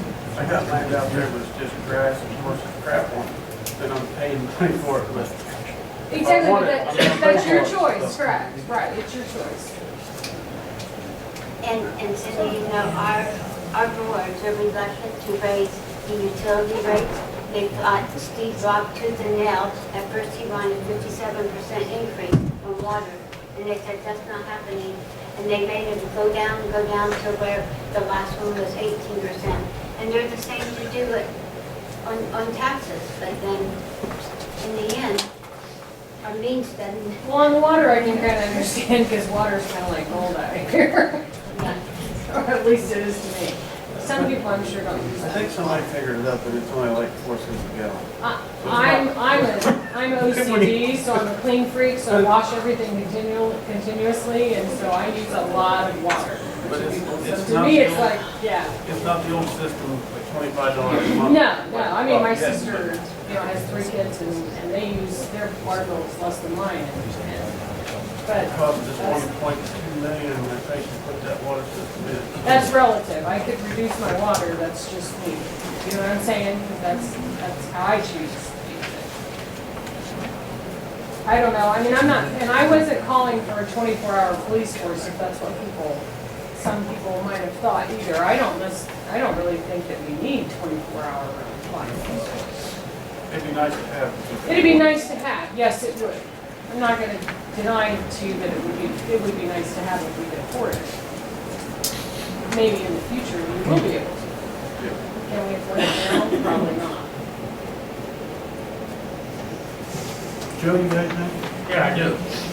First of all, I report that Sally Fahey has been on vacation, and so my effort to get a meeting between her and Jay Seeger on the amendment to the zoning ordinance is still on her desk, but I'm sure it'll float to the top. But, let's see, I started this thing last meeting, and then a couple of emails, and then I started getting that bounce back that says she was gone, so, but it's not forgotten, so that's in the works.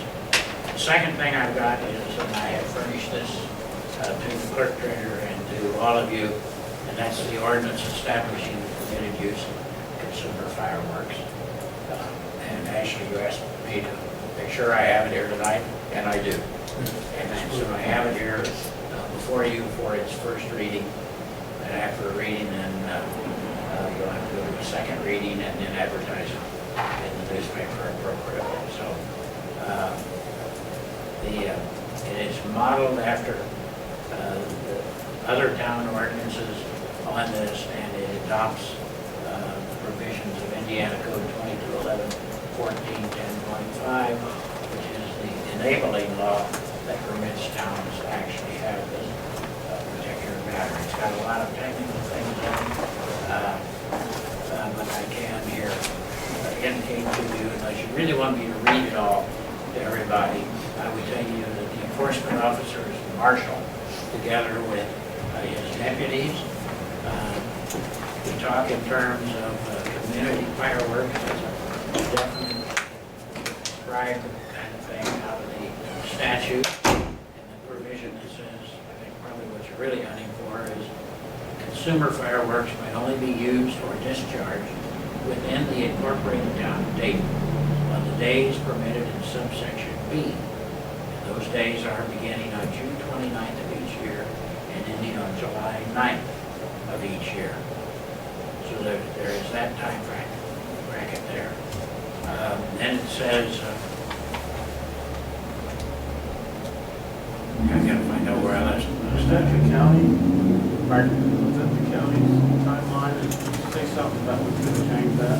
No, We were I think that is, like 4 days I before, think 4 that days is the after. county guideline too. 9 days. And then it says on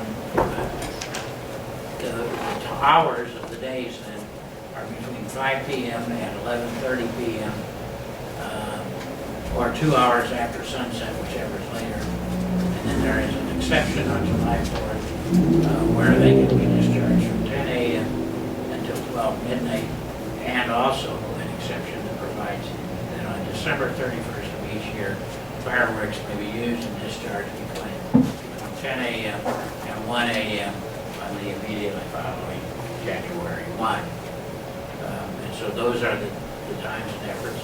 It also provides that in violation of this, there is a fine of $250 and indeed marshal can seize and take possession of any fireworks that he finds being discharged in violation of those rules. And so that's the bottom line of this, and it would go into effect 30 days following the passage and the signing and publication as appropriate. So that's, according to, and I think all of you have had this in this. We can't more than that. I wouldn't think so. Can you amend it during drought years? There's nothing in the statute that says anything at all about drought years. And we're all dealing with the fact that we have to deal with 22, 11, 14, 10. Doesn't the fire have a no burn at which time they can? That would be a different ordinance and a different issue. Mr. James? I think we should go Or What's that? No, we aren't sure, but we think the state fire marshal on drought years can issue a general no firework, but that would, we think, so we'd have to do some research to answer this woman's That question sounds right. on a drought year. a couple of years ago, Lafayette, City of Lafayette did that. We had to go around I've collecting. had it before, yeah, where they've had That said would no have to come fireworks. from his authority, though. Yes. From the state Homeland Security. Yes. So, Mr. Chairman, to get you started, please, if you so choose, move. First of all, we got to assign this a number for the conversation. 2016-5. And then an appropriate motion would be to approve the passage of ordinance 2016-5 on first reading. Make a motion to approve ordinance 2016-5. And motion second to adopt 2016-5. First reading, all in favor, signify by saying aye. Aye. Opposed, same sign. The second ordinance I have, I guess this one would be 6. This is an ordinance having a town code regarding nuisances, and this has to do with the cutting of the grass and the abatement of nuisances on those kinds of things, and how notices are given by the marshal, and how people who get a notice of those things can appeal that notice. The statute spells that out. They appeal that decision of the marshal to the town council for final determination. That's a due process requirement that is necessary. This is a way to have people make a written complaint or file a complaint with the clerk treasurer on these kinds of things, or the marshal filing such a complaint. And these notices are to be handled by this, and notification is given to the property owner. There's all kinds of due process requirements here on those kinds of things. So I can read this to you in its entirety if you choose, or however you propose to let this pass on first reading. Taylor, seen a copy of this? I thought I sent these all out here to the marshal. Haven't seen that. Is there anything in there in regards to the fine schedule? Yeah, there's a fine in here that provides, we're gonna lose it here.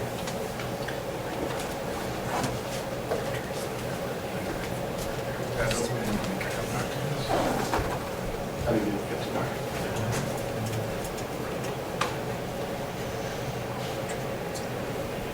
I guess I'm saying that the fine schedule, no, there is no fine schedule, I guess. Will we table that for now? Okay, you want to make a recommendation on fines? Well, let's do this.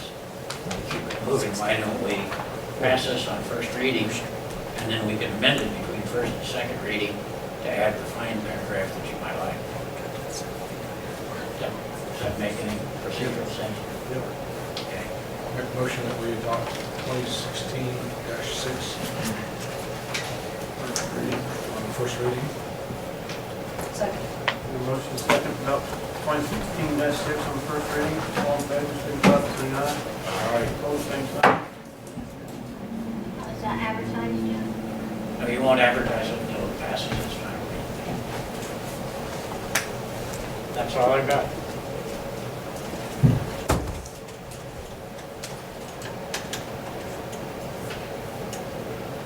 Marshall?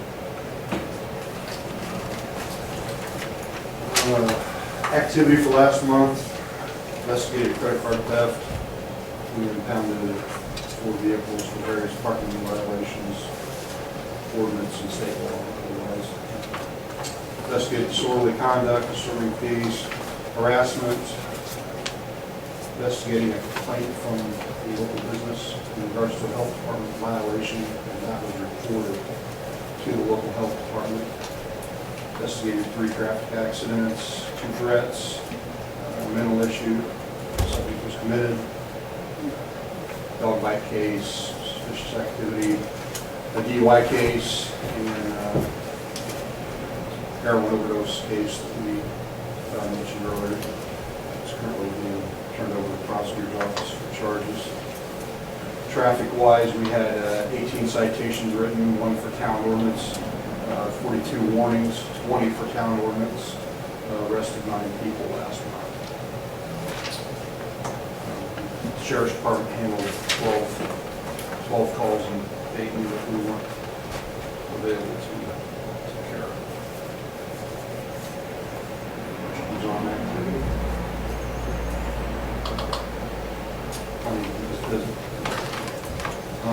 Just 2010 squad car is being repaired at Razor Ford. Just taken in last week.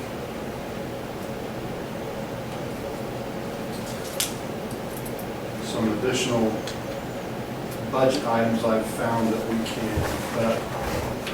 I wanted to kind of go through a brief history of some things that we have, the council and I have cut during this last year as a result of financial status that we're in. First of all, when we found out that we were going to be cutting deputies' hours, the first thing that we stopped was the use of my take-home car. So that doesn't happen any longer. That gets left here in town. I've taken over the cleaning duties for the police department. We used to pay for that. We stopped a subscription to one of our Verizon Air cards. Basically, we had 3 at one time, and we've reduced that to 2.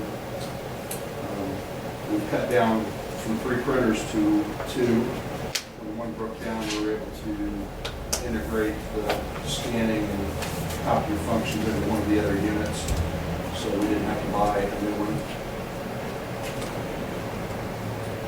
We recently, in the past year, instituted some SunGuard OSSI computer software, which was something that was years in the making, and in the integration far beyond when I got here, but I oversaw the final installation of that, and that cost $10,000 to $15,000. During the final installation of that, it was found that we were going to have even more costs if we continued with our original plan, which was to have Dayton Police Department listed as a separate entity. Basically, what changes we made were to back up, to get that finalized was going to cost the town another $5,000 to $10,000. I was able to change that by integrating us with the Sheriff's Department in some of our basic reports. Basically, what that means is the top of a Dayton Police Department case report, it now says Pulaski or Tippecanoe County Sheriff's Department instead of Dayton Police.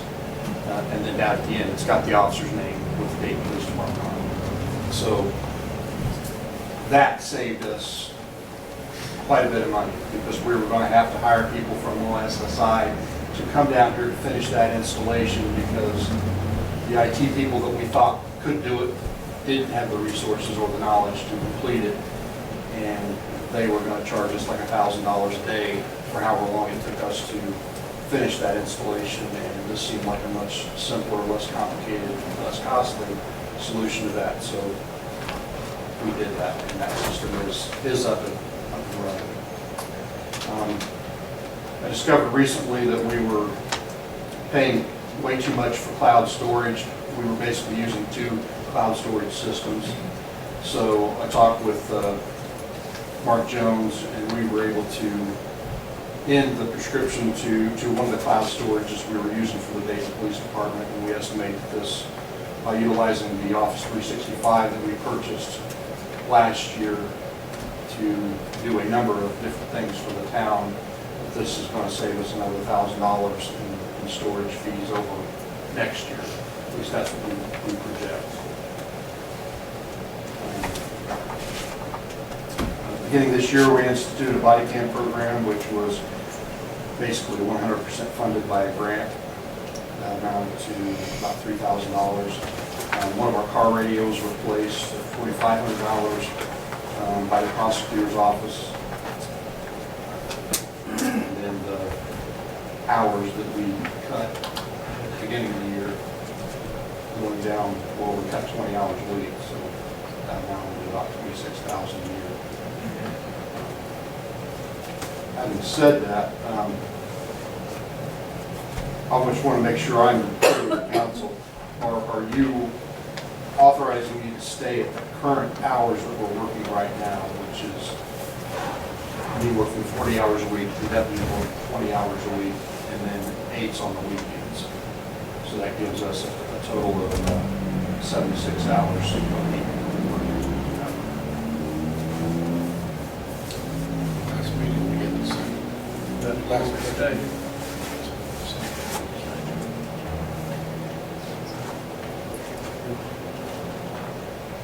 I just want to clear on that. Yes. At this time, I'm not planning on covering, and I mentioned at the last meeting, my PTO time. So I'm going to notify the county if I'm going to be off, that there won't be a replacement for me. I think we're all in agreement to that.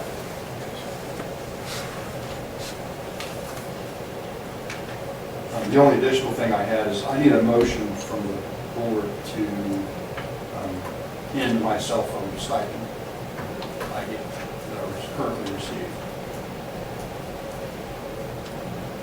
Because it's payroll matters, he needs a motion for that to stop. You need a motion to undo your motion. I'll make a motion that we cease on paying his cell phone stipend. Motion and second, all in favor, signify by saying aye. Aye. Opposed, same sign. Motion carried. That's all I had, any questions? Great job. Appreciate everything you do. Thanks. Miscellaneous new business.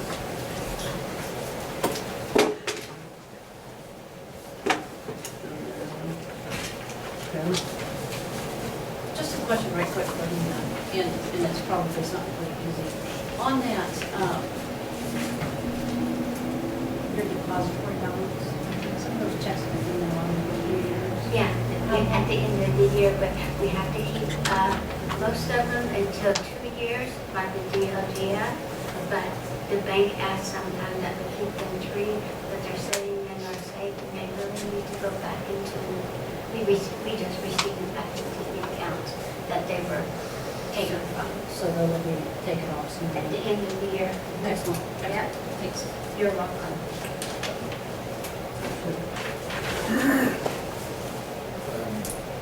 I'd like to recognize Paul Eggleston Law Firm for the flag donations.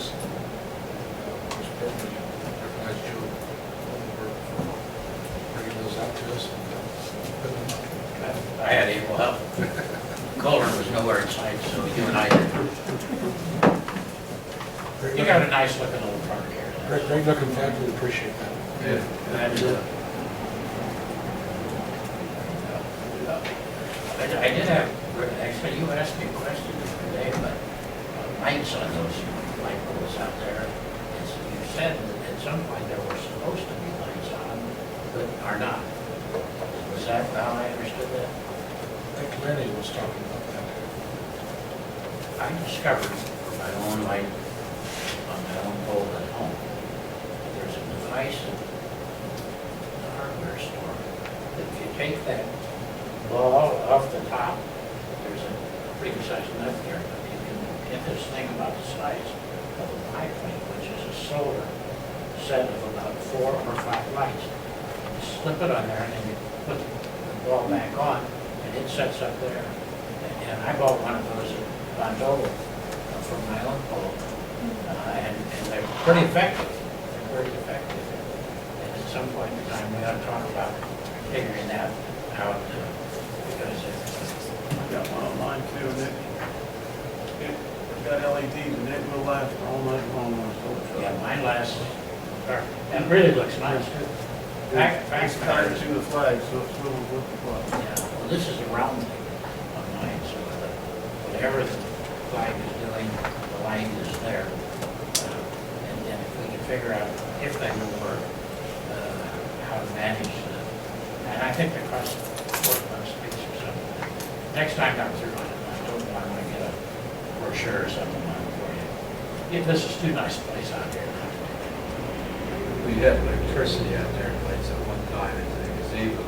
Randy Scott put that water line in. I think he had to cut through, so, Yeah. this way. I don't know if shining down or shining up would be better. Anything else?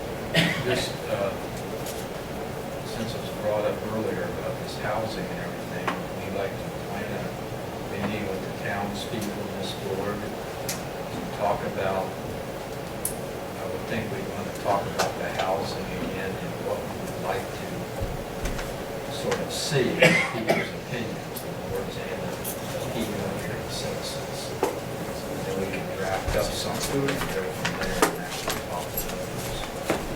I was kind of thinking we kind of along the same line with what Bob said, as forming a committee. I'd be more than a committee. We only have 2 of us, so there might as well be a meeting for the board, but there can be as many residents that want to be involved in it. But I think we ought to advertise it first and just have some general input. Because I'd like to be on the committee too. For the committee to hear. But the committee needs to hear from input from the townspeople. Otherwise, it's our 4 opinions or something. Yeah. And they want large houses, small houses, small, whatever. So it seems like one more meeting, this is what we had on already to talk about. But if we had one more, that'd give everybody a chance to participate. We just discussed that. Yeah, you could have it before every town. I just want, excuse me, I just wanted to comment on that. I agree that the townspeople need to have some input, but I think that a town meeting where 5 or 6 townspeople show up really isn't the correct forum. I think that there needs to be some sort of a written survey sent out to every citizen so that with some good questions from somebody that knows what questions to ask, so that you can get a direction, because, you know, you get 3 or 4 people show up that may agree on one thing or not another, but really what is the good thing for the town? And I think probably area plan could maybe help you with that type of a survey. Yeah, I think we need more input. Any way we can. The last time you guys, the last time I remember talking about this, I don't think we had as much social media out there where residents could comment. I don't think we did, and I know sharing it on all the Dayton pages would probably help get people to it. Because I don't think, I remember talk about it after the last time, but that was after it was all said and done, and I never heard about it before that. But now that you have the social media page, and I follow that, get notifications on that, and the Marshall post, and I get notifications on that, if you post it that way, you would certainly gather at least, I think, a much bigger net of fish than what you had last time. Yes. My guess is that if you ask Sally to provide a staff member who deals in subdivisions to come and join in the meeting, she might like to do that, and that would be good to have Kathy or one of those people to do it, because public meeting system works if you do it right. Put it out on Facebook, plus notify everybody, put it in the post office, and start there. But there's some interesting questions in the development world that need to be asked. And there's some literature that you can find, Dr. Moore, just the guru of taxes. And if I remember correctly, he will tell you that there is a level of the assessed valuation of the house, that until it gets beyond that, the house doesn't carry its own weight in the tax. And I think that's, so when you talk about having houses, and you talk about having houses at $180,000, they're not gonna carry their weight. The house has to be at 300 or 400 before it carries its weight. But those are things that, if you can get people to come to that meeting and talk about, we need to know that. We need to know that, and, Where's that cutoff? where is Starts that? at Where is that? 37. Because frankly, I'm not really sure that you have either the philosophical attitude about having $125,000 houses, and if you knew that you were going to, thought they weren't going to carry their weight on the tax rolls, that might color your judgment. So that information is available, and if Kathy or somebody like that can get that for you, it would be important. Best tax revenue for municipality is commercial property, not residential property. And I got a meeting with Kelly Carr next week. Talked to him twice to talk to him about his property up there and what he knows on what he's checked the prices for roads and the tip money and how you get it. Apparently I said it was stolen from us last time. He said, yeah, he said, well, there's a big pot in there, and if you apply for it, you can actually get that tip money, even though it's scheduled to be used in law and stuff. So, I was going to meet with him and get what his foresight on his property and everything is. He still wants the town to build, basically. He started talking about it. I'm not in favor of the town spending money to build a road. Lafayette's gonna come in and annex it from us. We pay for it, and they annex it. Till they let us annex it, I don't plan on paying for none of it. They wouldn't let us annex it, up to 200, like we asked, so we couldn't, so. Well, that's where we control all, Lafayette's whether got it's us in the there or heart. out here, we control all. And tell them what we want. Ron, when you talk about I think you might also suggest, and you're not at all interested in a developer who will not sponsor a public meeting for the purposes of exposing what it is they want to do. So they can be in a room over at the school or at the fire station, wherever, and actually tell the people what they propose to do. And my experience in West Lafayette is the most successful developments have been where the developers have brought their team in, architects and everybody, and put on a little dog and pony show. Well, that's what People then feel more comfortable. Yeah, Steve, the board had asked Steve to do that, to get a room back to school, you had at the time. And then as I talked to the board, he said that wasn't his responsibility, it was the towns, if they wanted to do it, they could, but he wasn't. Yeah, and then he changed his housing from who's gonna build them, for him to, changed a lot of things. On those kinds of things, the developer's responsibility is what you people tell them it is. Yeah. And if they want to do business here, they play by your rules. We're all in agreement, I think, on the size of housing. You get to 2,500 square foot plus housing, you've got a good tax base, you've got a good house. The question is probably on a lot of people is the size of lots. Put a 2,500 square foot house on a 10,000 square foot lot, and it looks a lot different than if you put it on a 20,000 or 15,000 or 18. So it's what kind of look you want in a subdivision. If you want to go out concrete, you want houses straight up and 6-foot lot lines, fine. But they can all be the same size houses. You know, you want them all in small lots. Yeah, this ain't Zionsville, so probably not gonna have a developer that are Well, gonna really go that route. So, I mean, they're not gonna build exceptionally large. Well, And and there's be several careful, out there. and be careful that you look at Zionsville, and the people down in those counties down there, and decide that what they do is the end all everything. Because many times, their rules and regulations get in the way and do not produce the kind of result for a town like Dayton.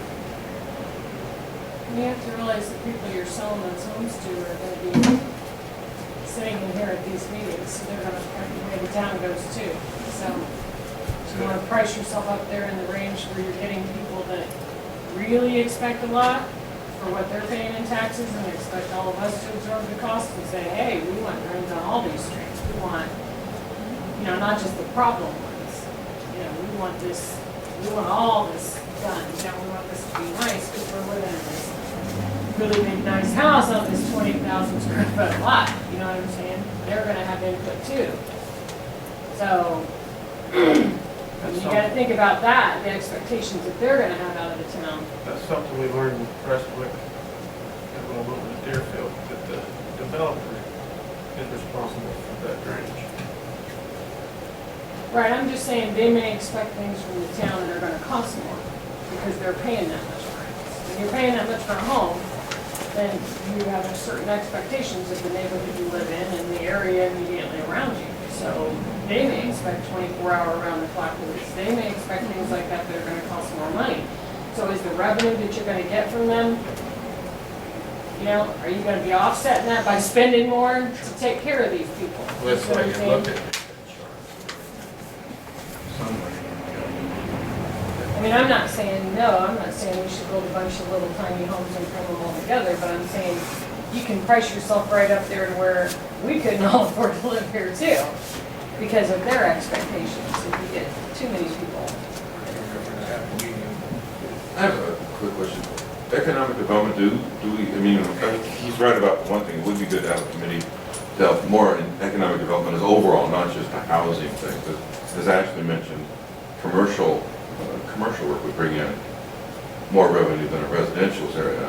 And I know it'd be nice to have, a cafe or some other things in town here so that it's a little more hometowny, I guess, would be a way to put it. But so that would be where I agree with him is a committee to maybe develop economic development, not necessarily just real estate development.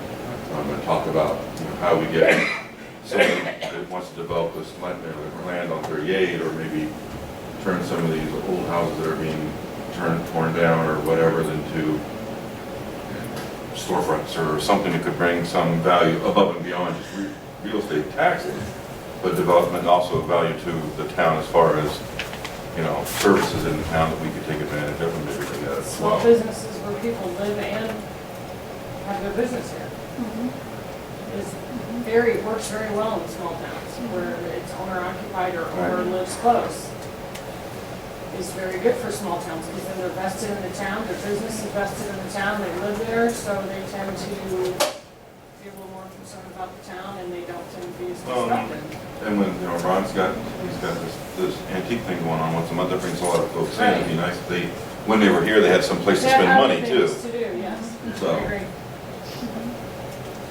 Those folks over the area plan have some planners that are just chomping at the bit to help us make a plan out here.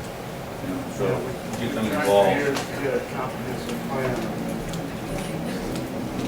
what areas should be zoned and what should go in, so we can control, like new business, GZ. There's a lot of stuff that can go in there that we don't want to now. Well, and that's, we lived in Oxford, Ohio for a number of years, and I loved the town, except that their city council never put their planning into effect, so they would let people develop, 3-story, 4-story apartment buildings, but put no parking in. So next thing you know, the town's got no parking for, during the summer, it was a college town, during the summer, you could park in town and go get something to eat. During the rest of the year, you couldn't park in town because the apartments had no parking, so the streets were cluttered with cars. So as long as we're putting the due diligence into, okay, if we're gonna put X on this lot, where are they gonna park? Where's the drainage gonna be? Where's all that stuff? As long as we're putting that plan on, I'd be happy to try to build my schedule around adjoining a committee for economic development as well.